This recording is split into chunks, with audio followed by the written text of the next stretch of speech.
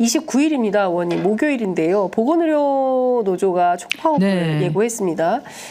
조합원 절대적 다수가 사실 간호사들이고요. 맞습니다. 보건의료. 그 사실상 번아웃 상태고 더 이상 이렇게는 일할 수가 없다. 작년에 간호법 대통령이 거부권 행사하지 않았습니까? 그리고 이제는 또 한덕수 총리를 내세워가지고 간호사법 간호법 아니고 한자가 다. 간호사법으로 이거 빨리 통과시켜달라고 네. 요구를 하고 참 그때는 거부해놓고 이제 와서 또 이걸 해달라고 이러니 간호사분들도 참 기가 막힐 노릇일 것 같은데 이게 보통 의료 현장도 되게 심각하더라고요. 김종인 위원장이 뭐 이마가 넘어져서 찢어져가지고 수술하려고 22군데를 다녔는데 제가 아시는 그리고, 분도 네. 그 이제 너무 위중하셔가지고 네. 대구 파티마 병원에 입원해 계시는데 상황이 너무 안 좋아서 예.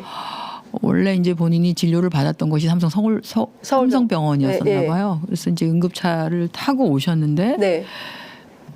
못 들어가시고 다시 대구로 내려가셨어요. 네. 뭐 응급 상황인데도 네네. 그러니까 지금은 응급 상황의 요건을 아주 까다롭게 이렇게 좀 보는 거죠. 정말. 네. 그러다 보니까 그때만 해도 처음에 올라오실 때마다 열이 막 네, 오고 그랬는데 네, 네. 열이 조금 이제 저쪽 예. 다운이 된 거예요. 그러니까 열이 다운된 상태에서는 안 됩니다. 이렇게 되는 거죠. 그래서 좀 되게 심각한 상황이다고 네, 보고요. 네, 그러니까 네. 간호사분들도 지금 말씀하신 대로 번아웃 상태인 거죠. 이게 뭐 알 수 없는 2,000명이 나왔고 네.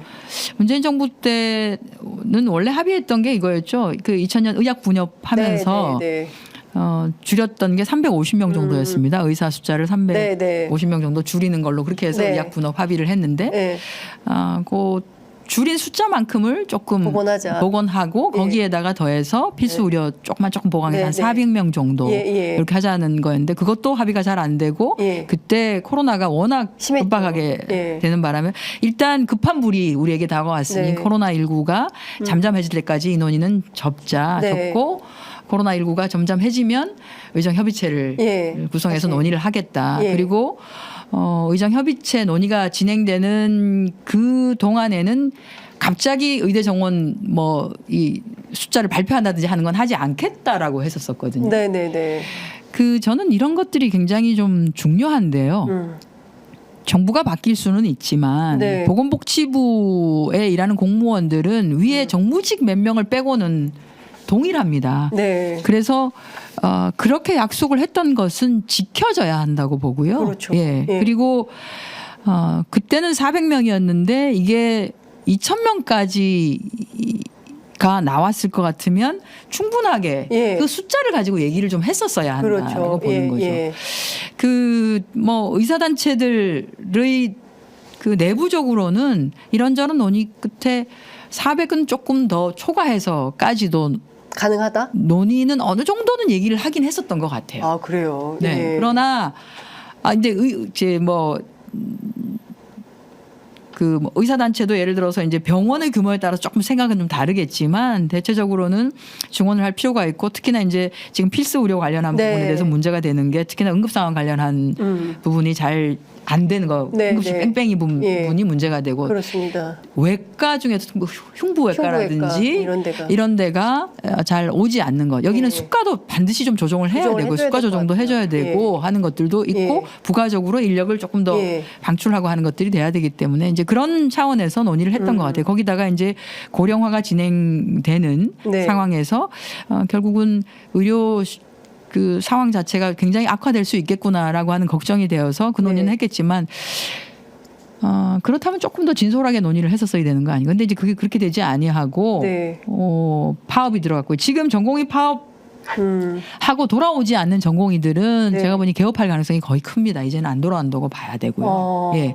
그러면 네. 지금 이제 돌아오지 않는 전공의들이 생각해 보시면 2020년 4년 전에 의대생들이었던 네. 그때 의대생들도 이 상황을 다 봤었거든요. 왜냐하면 전공의들이 의대생들까지를 포괄해서 논의를 좀 했었습니다. 그 당시에. 네. 그래서 그때는 그렇게 했는데 왜 이렇게까지 대화를 안 하는가에 대해서 아마 지금 전공의들은 좀 사실 좀 납득하기 어려울 것 같아요. 이런 네. 이런 일을 이렇게 처리하는가라고 예. 하는 것에 대한. 예. 그러니까 지금 대한민국 국민 그 누구도 의대 예. 정원을 하지 말아야 한다고 큰 목소리를 내는 분은 거의 보기는 힘듭니다. 없어요. 예. 해야 되는데 예. 문제는 어떻게 해야 할 된다는 당위성 목표는 있는데 그 방식이 너무 거칠어서 당장 내년에 의사 배출이 안 되는 거잖아라고 하는 것에 대한. 그렇습니다. 그러니까 초반에는 대통령을 지지하는 여론이 높았어요. 그래도 의사들이 기득권 집단이고 또 검사 출신이 세게 하니까 말 들을 거야라고 처음에는 지지하고 응원하는 여론이 많았지만 지금은 너무 심각해지고 있으니까 이 문제를 이렇게 풀어가지고 이게 해법이 되는 거야? 라는 반대 여론이 훨씬 더 많고 대통령 부정평가에도 포함이 되기 시작했습니다. 예, 그런데도 이 고집을 꺾지 않고 있다라는 게 상당히 큰 문제가 아닌가 싶고요. 시간이 다 돼서 이제 마무리를 해야 되는데 이것 좀 여쭤볼게요. 윤석열 대통령이 오늘 10시 2분에 나온 속보인데요. 예, 못 봤습니다. 문재인 정부가 400조 원 이상의 국가 채무를 늘려가지고 정부가 일하기 어렵게 만들었다.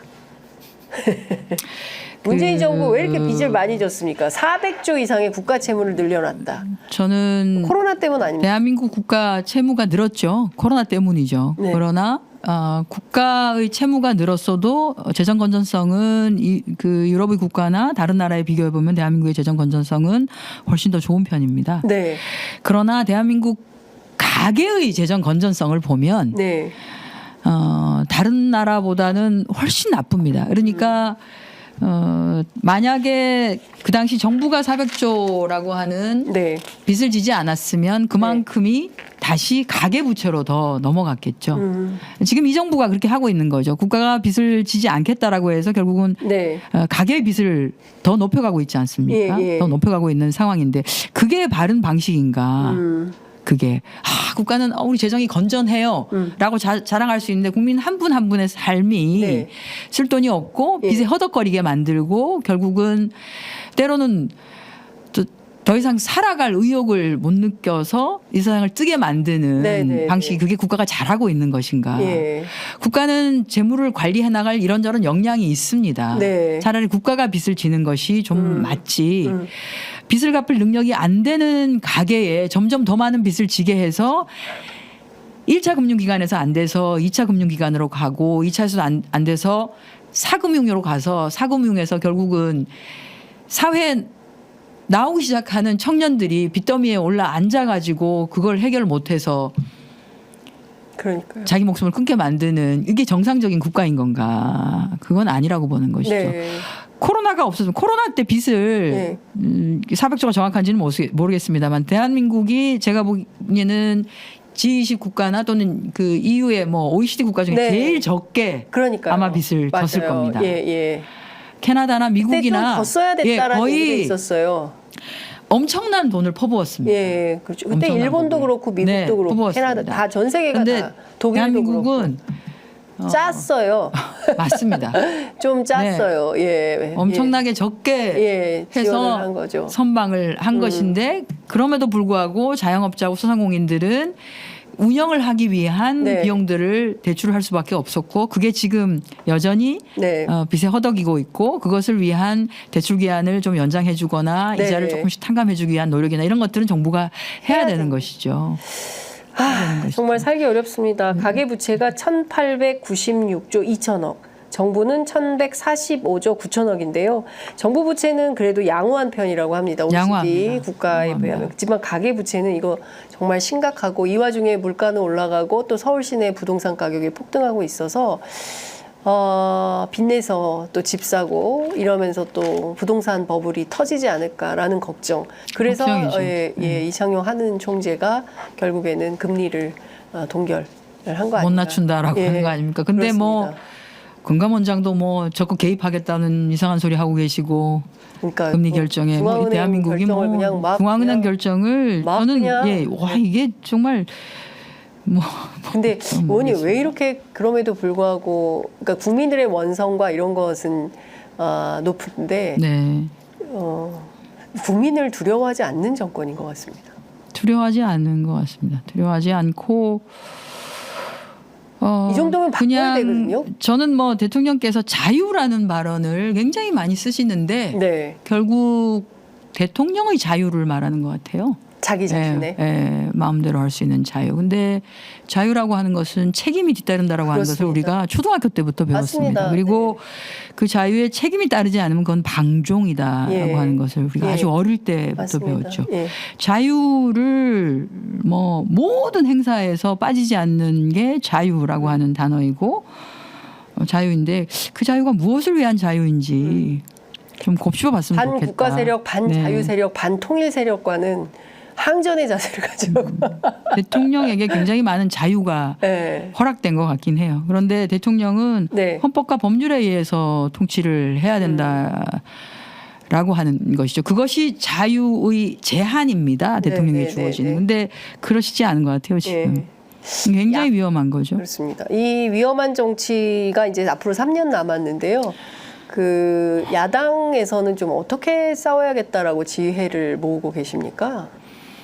그러니까 국회 안에서 의정 활동하고 이건 너무 당연한 거고 그런 방식으로 3년이 더 간다고 했을 때 지금 막 아무렇지도 않게 나와서 뭐 일본 국정 얘기하고 이런 분들이 국무위원이 되셔서 국정을 운영을 한다고 했을 때 그거는 아유야 그 감당이 될까?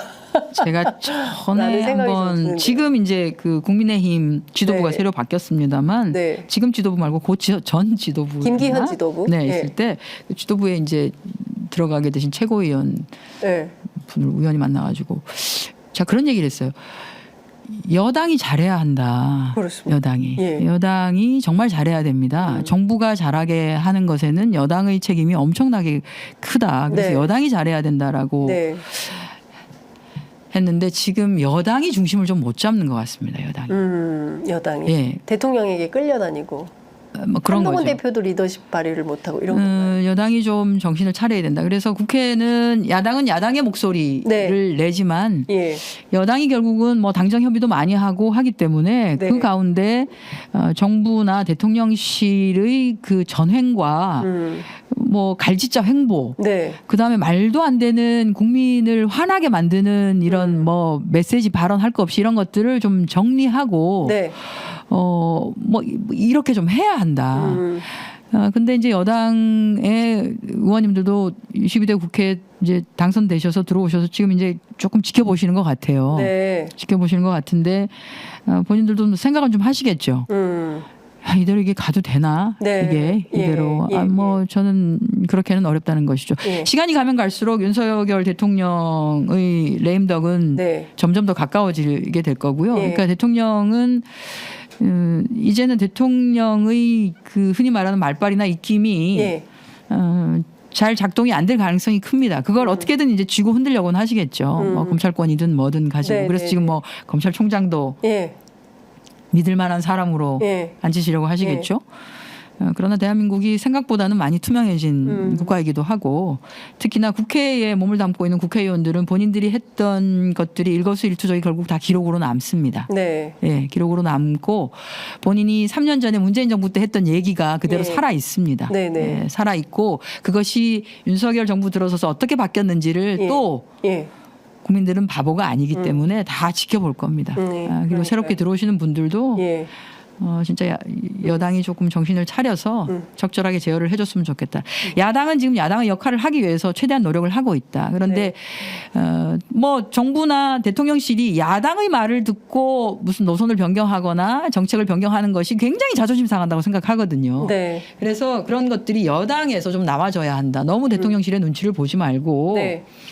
야당에서 하는 얘기가 맞는 얘기 같으면 그것을 받아야 됩니다. 여당이. 그러니까요. 예. 예. 지금 먹고 살기 굉장히 어렵고 하면 선별적 지원이라도 한번 좀 해보자라고 하는 거. 아니 일부 지금 의원님들 사이에는 네. 그런 얘기를 하시는 분들도 있으세요. 여당 의원님들 중에서도. 받아야 선별 돼. 지원은 해야 할 수 되는 거 있는 아니야? 거 아니냐? 대통령이 그게 맡고 있으니까. 우리의 방식으로 한다라고 하면 되는 거 아니냐?